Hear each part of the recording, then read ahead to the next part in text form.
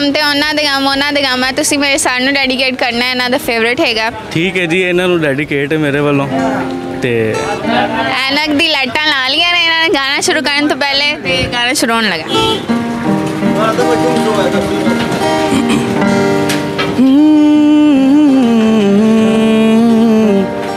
तुम्हारे गम को अपना गम बना लूं तो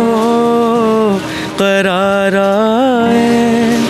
तुम्हारा दर्द सीने में छुपा लूं तो करार आए वो हर शय जो तुम्हें दुख दे मुझे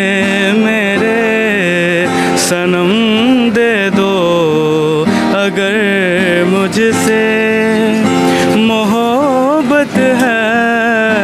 मुझे सब अपने गम दे दो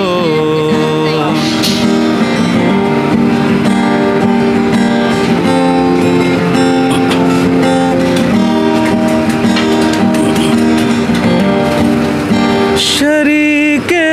ज़िंदगी को क्यों शरीके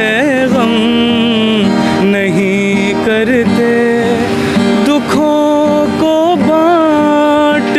कर क्यों दुखों को कम नहीं करते वो हर शय जो तुम्हें दुख दे मुझे मेरे सनम दे दो अगर मुझसे मोहब्बत है मुझे सब अपने गम दे दो नेक्स्ट मिलेंगे इंशाल्लाह आपसे और भी मज़ेदार कंटेंट के साथ तो keep watching me on prime TV अल्लाह हाफिज़।